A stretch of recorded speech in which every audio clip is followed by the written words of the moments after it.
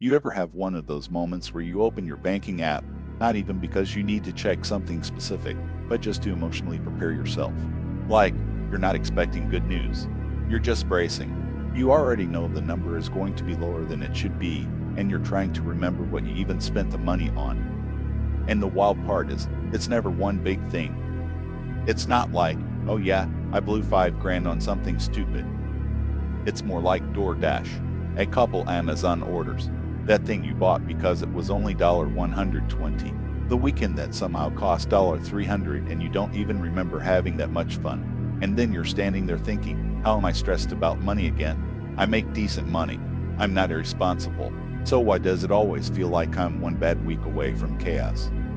Honestly, that feeling right there, that low level, constant financial anxiety, that's what keeps people stuck. Not because they are dumb, not because they don't work hard, but because no one ever gave them a simple rule that actually matches how humans behave. And yeah, I'm gonna sound a little dramatic for a second, but there's one rule, just one that quietly decides whether someone slowly builds stability or stays trapped in the cycle of stress, surprise expenses, and I'll get serious next month. I've spent way too much time thinking about money, personal finance, and the psychology behind why people who earn similar incomes end up in completely different financial places. One person feels calm and control, maybe not rich, but solid, and the other feels like they're constantly treading water. Same income, same economy, totally different outcomes. And the difference usually isn't budgeting apps or spreadsheets or some fancy investing strategy. It's this rule, the 500 rule. And before you roll your eyes, because I know it sounds almost too simple, stick with me. This rule isn't about being cheap. It's not about deprivation. It's not about saying no to everything that makes life enjoyable.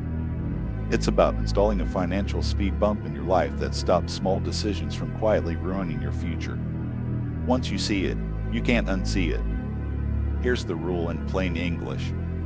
If a purchase costs more than $500, you do not buy it the same day you decide you want it. That's it. No exceptions for but I deserve it. No exceptions for it's on sale. No exceptions for I've been thinking about it for a while unless you've actually been thinking about it without the emotional high. You wait. At least 48 hours. Preferably a full week. Now, before your brain starts arguing with me, let's talk about what this rule isn't. This isn't about never spending $500. This isn't about guilt. This isn't about shaming yourself for wanting things. This is about separating desire from decision, because those two things should not happen at the same time. So why $500? Anything under $50 is basically invisible in modern life. Coffee, lunch, random Target trips. Dangerous long term, sure, but not emotionally intense. Between $50 and $200, you feel it a little. You hesitate. You justify it, but you can still shrug it off. $500 is different. $500 is big enough to matter, but small enough to feel manageable. And that's the danger. Because $500 is where people stop thinking in terms of impact and start thinking in terms of monthly payments. Oh, it's just $18 a month. Oh, I'll figure it out. Oh, future me can handle it. And future you is tired. Future you is stressed. Future you didn't agree to this. Let's be honest for a second. Most people don't go broke because they don't understand math. They go broke because they shop while bored, or stressed, or lonely, or trying to feel like they are making progress in life. Buying something feels like movement. It feels like control. It feels like doing something. But emotional spending loves speed. It needs urgency. It needs you to act before logic shows up and ruins the vibe. The $500 rule kills urgency. It forces time into the equation. And time is emotional spending's worst enemy. Here's what happens when you wait 48 hours. When you want something badly, your brain tells you a story. This will make life easier. I'll use this all the time. This is an investment. I'll regret not buying it. But give it 2 days, and that story starts to fall apart. You wake up the next morning and think, do I really need that? 2 days later, you've kind of forgotten about it. A week later, you're like, wait, why did I want that again? That's not discipline. That's clarity. Here's an uncomfortable truth. You are not bad with money. You are bad with impulses. That's not a character flaw. That's being human. The $500 rule doesn't expect you to become a different person. It doesn't rely on willpower.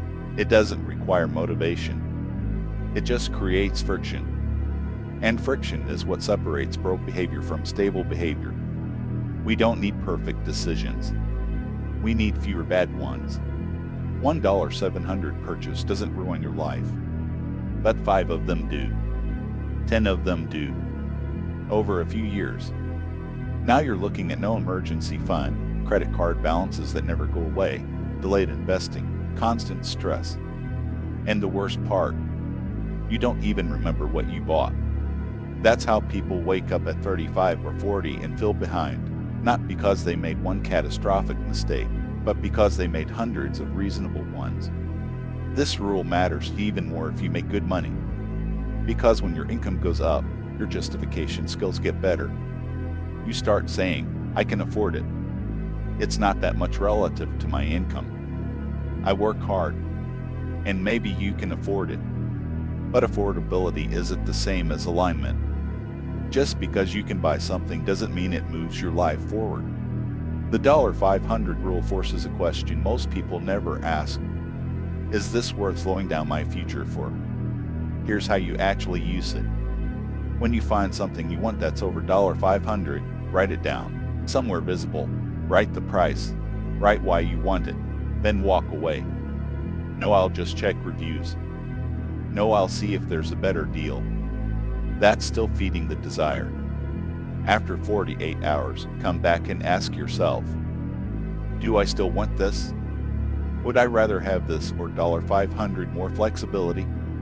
Is this solving a real problem or an emotional one? If the answer is still yes after a week, buy it. Guilt-free. That's the point. This rule quietly lowers your spending without feeling restrictive. It increases your savings without trying harder. And it builds trust between you and yourself. Because nothing feels worse than promising yourself you'll do better and then not doing it. Budgets are great in theory, but life isn't predictable. The $500 rule works with chaos, not against it. You don't need to track every dollar. You just need to protect yourself from the decisions that hurt the most. After a few months, something weird happens. You stop wanting stuff as much. Not because you're deprived, but because you realize how temporary the urge was. You feel calmer around money.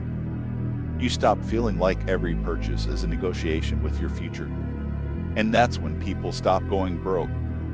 Not because they got rich, but because they stopped leaking money through impatience. If you do nothing else with your finances this year, do this. Install the $500 rule. Let time protect you. Let friction work for you. Because going broke rarely happens all at once. It happens one impulsive decision at a time. And this is how you stop it.